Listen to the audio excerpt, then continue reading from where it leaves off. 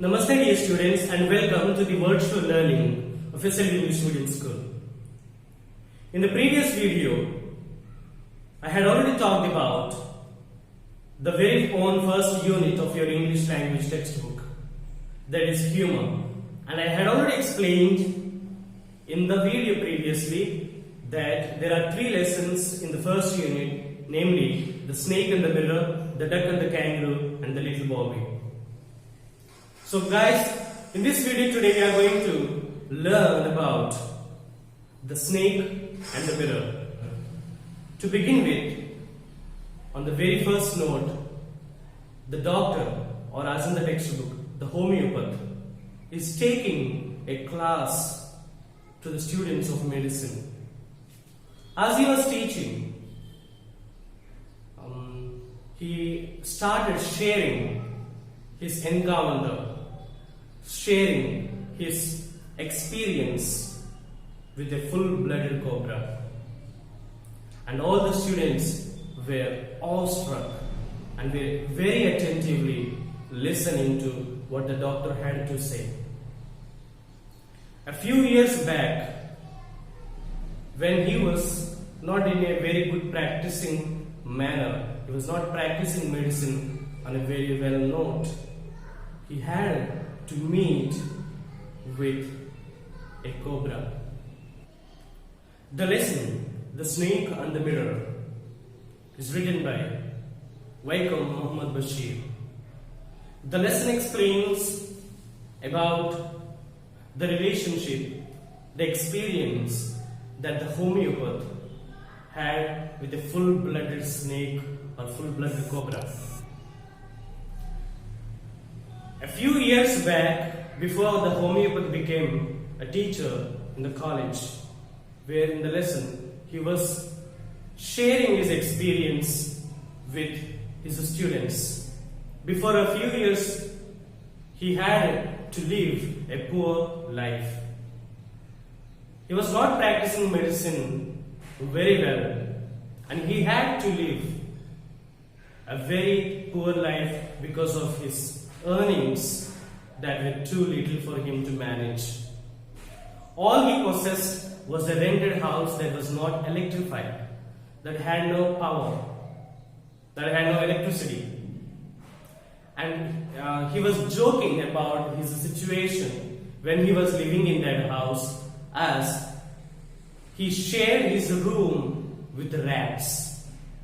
That means on the roof of his room there was a regular traffic of rats going to and fro. And all he possessed was a white coat, not so white coat, and a very dirty vest, and a few pants and shirts. And he has a table with a kerosene lamp on which there is a book about medicine, which he usually was reading at that time. And in front of him there was a mirror in which he was looking at himself and praising himself that he was so handsome, and that he would get married to a beautiful girl because of various conditions. He would get married to a beautiful girl because he was a doctor, he was young, and he was handsome. And he was looking at himself in the mirror. I hope you too have had this experience, where you would stand in front of the mirror and be lost in your beauty, or rather self-praise, self-acclaim. When you look into the mirror and when you look at yourself, your resemblance, you would be lost for a little time. The same thing happened with the homeopath. And when he was looking into the mirror, he looked at his mustache. And then he took very important, earth-shaking decisions. 2 decisions. Firstly, he decided to keep his mustache very thin. In olden days, people used to regard keeping a thin mustache on your upper lip looks very handsome, looks very fashionable back then. The same manner, the homeopath decided to keep a thin mustache to look even more handsome. And the second decision he was making was to keep a smiling face. Whenever you approach to any reception of any institution, you would usually find the receptionist keeping a smile. Or when you travel by aeroplanes, you would see air host or hostess keeping a smile. Smile always appealed to human beings. It has been historically understood and culturally accepted that when you keep a smiling face, people understand that you are warm, welcoming, and kind-hearted. So, he also decided to keep a smiling face so that he would look even more handsome.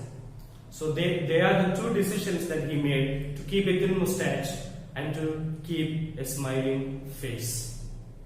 And when this was happening, the room was completely dark. As I had already told you, there was no electricity in the room. He was a poor doctor living in a rented house. In that dark room, on his table that he was sitting was a book. And he was trying to read the book titled Materia Medica. And when he was trying to read the book, he lost himself looking into the mirror, looking at his resemblance. And that moment, suddenly, there was a noise heard, a thud noise. He felt a rubber tube fell down from the roof on the floor. In a few moments, a very thick, full-blooded cobra crawled down on his shoulder and coiled around his arm and started looking at the homeopath. The snake was very dangerous reptile, and it was cobra too. So the snake started crawling around his shoulder and crawled and coiled his arm. But after a while, the snake crawled down his arm. But imagine a full-blooded cobra coiling around your arm. How fearful you would be. What was the reaction of the homeopath? All he was doing was nothing. He could not do anything because it was a full-blooded cobra, and any slight movement he would make would result in the snake biting him. That would cost him his life. So all the homeopath did was to not move. He says he turned into a stone statue. He could not move, he could not breathe. All that was happening in his mind was fear. He was so afraid that he would do nothing. He would just sit there and be frightened. And he started praying to God because he decided, he already understood that the snake is going to bite the doctor, homeopath. But thanks to God, the snake crawled down his arm and slowly slithered or moved onto the table.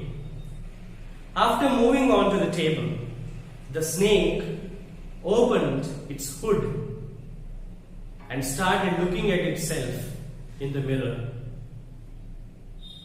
And it stayed there for a very long time. And the doctor was observing the snake all the while. What was the snake looking into the mirror for? What was it trying to concentrate on? Was it lost in its own beauty? Was it carried away by its own beauty, its own handsomeness? So the doctor had many thoughts. But after a moment, he started running from the room and went out and approached the people in the village and came back with lanterns and lamps and torches. After they came in the morning, they moved everything. They moved the few belongings that he had to look for the snake, but the snake was nowhere to be found. And at night, when he ran away from the house, a thief entered his room and cleared all his belongings except his dirty vest. The thief carried away everything, leaving behind that old dirty vest. So when the homeopath was explaining his encounter, his experience that he had with the snake, the students all listened with awe. So the lesson is all about the experience that the homeopath had when he approached death, when he saw death at its very closer quarters, when he looked at the snake face to face, and when he felt that he would die, all that he remembered was God. And all that he did was nothing but to accept the situation as it is. But the snake, which was ferocious, which was poisonous and dangerous, was lost in its own beauty. It started looking at itself in the mirror, lost track of time. So students, this is the lesson that we have, the snake and the mirror. I explained you the lesson in the gist. I post to you the words, the glossary, the meanings in your WhatsApp. You can put the title, The Snake and the Mirror, in your book and write down the meanings. And the text will be read in a separate video where the text will be visible, and I will give you the voiceover of the text so that you can practice the difficult words with their pronunciation and with the meaning. So dear students, in the coming video, we'll look at the poem, The Duck and the Kangaroo, written by Edward Lear. Until then, stay home, stay safe. Thank you.